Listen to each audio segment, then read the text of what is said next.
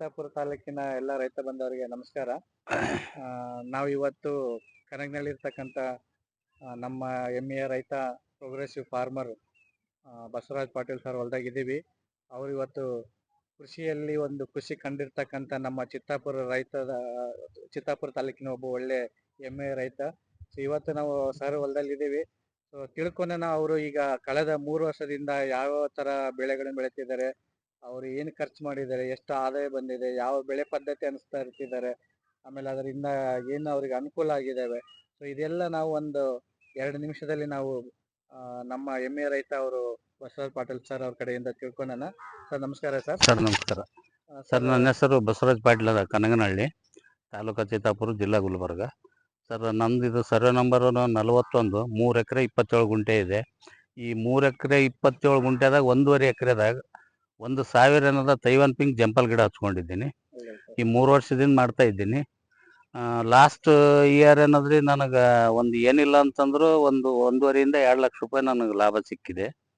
ಈಗೇನದ present ಏನದ ಒಳಗೇನದ ಮಂಚಿಂಗ್ paper ಹಾಕ್ಕೊಂಡು ಕಲ್ಲಂಗಡಿ ಮಾಡ್ಕೊಂಡಿದ್ದೀನಿ, ಮತ್ತು ಚೆಂಡುವಿನ ಅಗಿ ಹಚ್ಕೊಂಡಿದ್ದೀನಿ, ಮತ್ತು ಮೆಣಸಿನ ಗಿಡ ಹಚ್ಕೊಂಡಿದ್ದೀನಿ. ನನಗೆ ಕಲ್ಲಂಗಡಿ ಏನದ ಈ 2 ಎಕರೆ ಕಲ್ಲಂಗಡಿದಾಗ ಏನಿಲ್ಲ ಅಂತಂದ್ರೆ 1 ಎಕರೆಗೆ 1 ಲಕ್ಷ ಅಂದ್ರೆ 2 ಲಕ್ಷ ರೂಪಾಯಿ ನಾನು ಒಂದು ಬೆಳೆಯಿಂದ ತೆಗಿಬಹುದು. ಖರ್ಚು ಎಷ್ಟಾಗಿದೆ ಸರ್ ಕಲ್ಲಂಗಡಿಗೆ? ಸರ್ ಕಲ್ಲಂಗಡಿಗೆ ಖರ್ಚು ಬರುತ್ತೆ ಸರ್, ಕಲ್ಲಂಗಡಿಗೆ 60 ರಿಂದ 70 ಸಾವಿರ ರೂಪಾಯಿ ಖರ್ಚು ಬರುತ್ತೆ 2 ಎಕರೆಗೆ. ಮಂಚಿಂಗ್ ಪೇಪರ್ ಮತ್ತು ಲೇಬರ್ ಸಸಿ ಹಿಡ್ಕೊಂಡು ಒಂದು 2ನೇ ಪೀಕಿಗೆ ಏನದ ಖರ್ಚು ಕಡಿಮೆ ಬರುತ್ತೆ. ನಾವು 2 ಪೀಕ್ ಅಂತಂತಂದ್ರೆ ಏನದ ಸುಮ್ಮ 4 ಲಕ್ಷ ರೂಪಾಯಿ ಆರಾಮಾಗಿ ತೆಗಿಬಹುದು. ಈ ನಮ್ಮ ಈ ತೈವಾನ್ ಪಿಂಕ್ ಜಂಪಲ್ ಗಿಡದಿಂದ ಏನದ 1.5 ಎಕರೆದಾಗ 1,000 ಗಿಡದಾಗ ಏನಿಲ್ಲ ಅಂತಂದ್ರು 1 ವರ್ಷದಾಗ ಏನಿಲ್ಲ ಅಂದ್ರೆ 2.5 ರಿಂದ 3 ಲಕ್ಷ ರೂಪಾಯಿ ಆರಾಮಾಗಿ ತೆಗಿಬಹುದು ನಾವು. ಇನ್ನೊಂದೇನದ, ನಾವೆಲ್ಲ ಪೂರ್ತಿಯಾಗಿ ಏನದ ಆರ್ಗ್ಯಾನಿಕ್ದಾಗ ಮಾಡ್ತಾ ಇದ್ದೀವಿ. ಜೀವಾಮೃತ ಮಾಡ್ತೀವಿ, ಮತ್ತೇನದ ವೇಸ್ಟ್ ಡಿಕಂಪೋಸರ್ ಇದು ಮಾಡ್ಕೋತೀವಿ, ಎರೆಹುಳ ಘಟಕ ಇದೆ. ಮತ್ತು ನಾವೇನದ ಆಕಳು ಪಂಜಿ ಸ್ಟೋರೇಜ್ ಮಾಡ್ಕೊಂಡು ಏನದ ನಾವು ಗಿಡಗಳಿಗೆ ಏನದ ಈ ಡ್ರಿಪ್ಪಿನ ಮುಖಾಂತರ ಏನದ ಈ ಜೀವಾಮೃತ ಮತ್ತು ವೇಸ್ಟ್ ಡಿಕಂಪೋಸರ್ ಇದ್ರಾಗ ಏನದ ಒಂದು 10 ಲೀಟರ್ ಏನದ ಡ್ರಿಪ್ಪಿನ ಮುಖಾಂತರನು ಬಿಟ್ಕೋತೀವಿ. ಮತ್ತು ಸ್ಪ್ರೇಕ್ ಏನದ ಬೇವಿನ ಎಣ್ಣೆ ಮತ್ತು ಆಕಳ ಪಂಜಿ ಮಜ್ಜಿಗೆ ಇದನ್ನೇನದ ಮಿಕ್ಸ್ ಮಾಡಿ ಏನದ ಸ್ಪ್ರೇ ಮಾಡ್ಕೋತಾ ಇರ್ತೀವಿ. ಹಿಂಗಾಗಿ ಏನದ ನಮ್ಗೆ ಖರ್ಚು ಕಡಿಮೆ ಬರ್ತದ. 3 ಎಕರೆದಾಗ ಒಂದು ವರ್ಷಿಗೆ ಏನಿಲ್ಲ ಅಂತಂದ್ರು 6 ರಿಂದ 7 ಲಕ್ಷ ರೂಪಾಯಿ ಸುಮ್ಮನೆ ಮಿನಿಮಮ್ ಆಗಿ ನಾವು ಆರಾಮಾಗಿ 3 ಎಕರೆದಾಗ ಆರಾಮಾಗಿ 6 ರಿಂದ 7 ಲಕ್ಷ ರೂಪಾಯಿ, 1 ಎಕರೆಗೆ 2 ಲಕ್ಷ ರೂಪಾಯಿ ನಾವು ತೆಗಿಬಹುದು. ಇನ್ನೊಂದೇನದ, ನಮಗೆ ಕ್ಲೈಮೇಟಿಗೆ ಒಂದು ಸಾಥ್ ಕೊಡ್ಬೇಕು, ಅದು ಮುಖ್ಯ. ಅದು ಕ್ಲೈಮೇಟಿಗೆ ಸಾಥ್ ಕೊಟ್ರೆ ನಮ್ಮ ಹಣೆ ಬಾರ್ ಚಂದ ಅದ, ಇಲ್ದ್ರೆ ಏನು ಮಾಡಕ್ಕಾಗಲ್ಲ.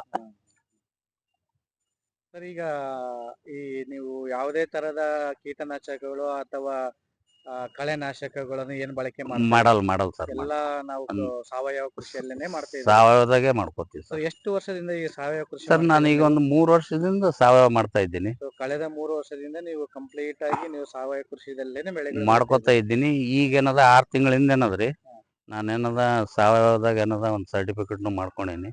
ಅದನ್ನ ಕಂಪ್ಲೀಟ್ ಆಗ್ಬೇಕಾದ್ರೆ 3 ವರ್ಷ ಟೈಮ್ ಹಿಡಿಯುತ್ತೆ.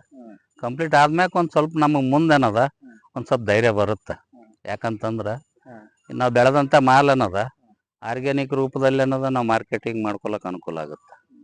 ಸರ್ ಇವಾಗ ಬಹಳಷ್ಟು ಜನ ರೈತರು ಏನಂತಾರೆ, ನಾವು ಸಾವಯವ ಕೃಷಿ ಹೋದಾಗ ಇಳುವರಿ ಕಡಿಮೆ ಆಗುತ್ತೆ, ನಾವು ಈ ಕೆಮಿಕಲ್ ಫರ್ಟಿಲೈಸರ್ಸ್ ಹಾಕ್ಲೇಬೇಕಂತಾರೆ. ಅದಕ್ಕೆ ನಿಮ್ಮ ಅನುಭವ ಏನಂತೀರಿ ನೀವು?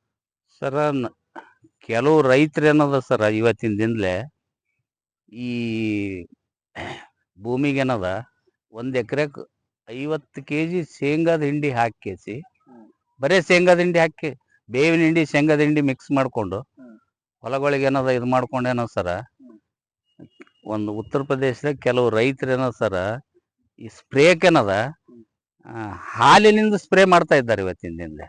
ಏನ್ರಿ, ಕೆಲವ್ರು ಏನದ ಈ ನಮ್ಮ ಮಜ್ಜಿಗೆ, ಆಕಳ ಪಂಜಿ, ಈ ಬೇವಿನ ಎಣ್ಣೆ ಇವನ್ನೇನದ ಮಿಕ್ಸ್ ಮಾಡ್ಕೊಂಡು ಸ್ಪ್ರೇ ಮಾಡ್ಕೋತಾರ. ಯಾವ ರೋಗನೂ ಬರೋದಿಲ್ಲ, ಏನೂ ಬರೋದಿಲ್ಲ. ಮೇನ್ ಅಂತಂದ್ರೆ ಏನದ, ನಮಗೇನದ ನಾವು ಈ DAP ಯೂರಿಯಾದಕ್ಕಿಂತ ಏನದ ನಾವು ಈ ಬೇವಿನ ಹಿಂಡಿ ಮತ್ತು ಈ ಶೇಂಗಾದ ಹಿಂಡಿ ಇಂಥವೇನದ ನಾವು ಬೆಡ್ಗಳಿಗೆ ಉಪಯೋಗ ಮಾಡ್ಕೊಂಡು ನಾವೇನದ ಆರಾಮಾಗಿ ಏನದ ನಾವು ಬೆಳ್ಕೊತೀವಿ. ಅಂದ್ರೆ ನೀವ್ ಹೇಳೋ ಪ್ರಕಾರ ನಮಗೆ ಈ ಸಾವಯವ ಕೃಷಿ ಮಾಡೋದ್ರಿಂದ ನಾವು ಖರ್ಚನ್ನ ಖರ್ಚು ಕಡಿಮೆ ಮಾಡಬಹುದು. ಖರ್ಚು ಕಡಿಮೆ ಬರುತ್ತೆ. ನಮ್ಮ ಮನೆಯಲ್ಲಿ ಅಥವಾ ಊರಲ್ಲಿ ಸಿಗ್ತಕ್ಕಂತ ನಮ್ಮ ಹೊಲದಲ್ಲಿ ಸಿಗ್ತಕ್ಕಂತ ರಿಸೋರ್ಸಸ್ ಏನು ನೈಸರ್ಗಿಕವಾಗಿ ಸಿಗ್ತಾವ ಅದನ್ನೇ ನಾವು ಅದನ್ನೇ ಬಳಕೆ ಮಾಡ್ಕೊಂಡು ನಾವು ಸಾವಯವ ಕೃಷಿ ಮಾಡಬಹುದು. ಸಾವಯವ ಮಾಡ್ಕೋಬಹುದು. ಸೊ ಕಡಿಮೆ ಖರ್ಚಿನಲ್ಲಿ ನಾವು ಇಳುವರಿ ಜಾಸ್ತಿ ಮಾಡ್ಕೋಬಹುದು. ಅದಕ್ಕೆ ನಮಗೆ ಒಂದು ಆರೋಗ್ಯನ ಕೂಡ ನಾವು ನಮ್ಮ ಆರೋಗ್ಯನೂ ಚೆನ್ನಾಗಿರುತ್ತೆ. ನಾವು ಮಾಡೋದ್ರಿಂದ ಏನಂದ್ರೆ ನಮ್ಮಿಂದನಾದ್ರೂ ನೋಡಿ ರೈತರು ಕಲೀಲಿ ಅನ್ನೋ ಒಂದು ಉದ್ದೇಶ, ಮತ್ತು ಉಳಿದ ಜನರಿಗೂ ಇದ್ರ ಆರೋಗ್ಯದ ಬಗ್ಗೆ ಒಂದು ಅವೇರ್ನೆಸ್ ಬರಲಿ ಅನ್ನೋ ಒಂದು ದೃಷ್ಟಿ ಇಟ್ಕೊಂಡು ನಾವು ಸಾವಯವದಾಗ ಮಾಡ್ತಾ ಇದ್ದೀವಿ. ಈ ಸಾವಯವಕ್ಕೆ ಬರ್ಲಕ್ ಕಾರಣ ಏನಂತಂದ್ರೆ ಕನೇರಿ ಮಠದ ಮುತ್ತೆಯವರು ನಮಗ ಅಲ್ಲಿಗೆ ಹೋಗಿ ಬಂದ ನಂತರ ನಾವ್ ಇದನ್ನೇನದ ಸಾವಯವದಾಗ ಏನದ ಪ್ರತಿಯೊಂದನ್ನು ನಾವು ಸಾವಯವದಾಗ ಏನದ ಮಾಡ್ತಾ ಇದ್ದೀವಿ ಸರ್.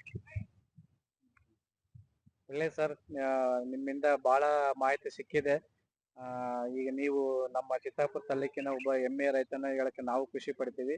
ಸೊ ನಾವು ಬೇರೆ ರೈತರಿಗೂ ಸಹ ನೀವು ಇನ್ನು ನಮ್ಮ ಭಾಗದಲ್ಲಿ ಈ ತೋಟಗಾರಿಕೆ ಪರ್ಟಿಕ್ಯುಲರ್ ಆಗಿ ತೋಟಗಾರಿಕೆ ಬೆಳೆಗಳಿಗೆ ಯಾರು ಹೆಚ್ಚಿಗೆ ರೈತರನ್ನ ನಾವು ಸೆಳೆಬೇಕಂತಂದ್ರೆ ನೀವು ಒಬ್ಬರು ಮಾದಿರಾಗಿದ್ದೀರಿ.